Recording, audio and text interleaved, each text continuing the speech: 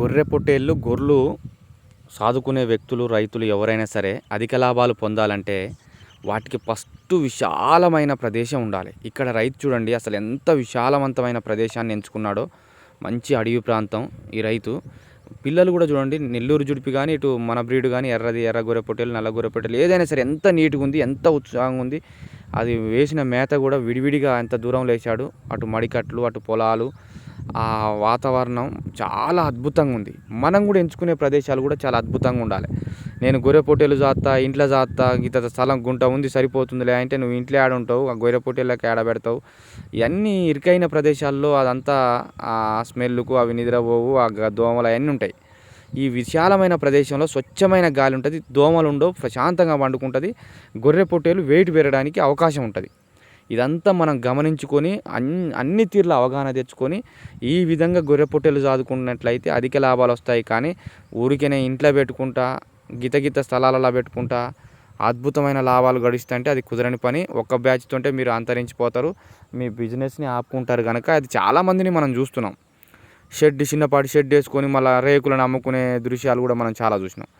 అట్లా కాకుండా శాశ్వతమైన నిర్మాణాలు చేసుకోవాలి. శాశ్వతంగా బిజినెస్ నడిచే విధంగా మనం చూసుకున్నట్లయితే మంచిగా ఉంటుంది. అక్కడ చూడండి పక్కన షెడ్ కూడా కమ్మాకులతోటి ఆ చల్లగా ఉండే విధానంగా, ఎండాకాలం రోజు కదా చాలా చల్లగా ఉండే విధంగా ఈ యొక్క రైతు వేసుకున్నాడు. చాలా మంచిగా అనిపిస్తుంది ఈ షెడ్డును చూస్తే.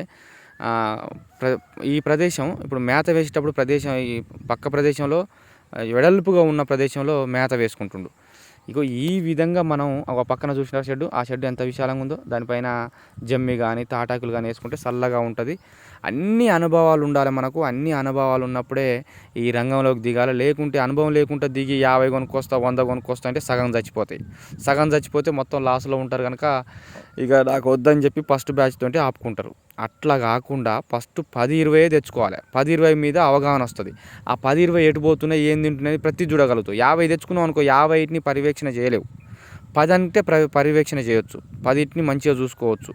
అందుకనే ఫస్ట్ 10-20 తెచ్చుకుంటే ఆ రోజు ఒక 10 రోజులు 20 రోజులు మంచిగా కాసుకున్నట్లయితే, ఆ టెంబటి తిరిగినట్లయితే నీకు మంచి అవగాహన వస్తుంది. అవగాహన వచ్చిన తర్వాత 100 కాదు 500 తెచ్చుకో.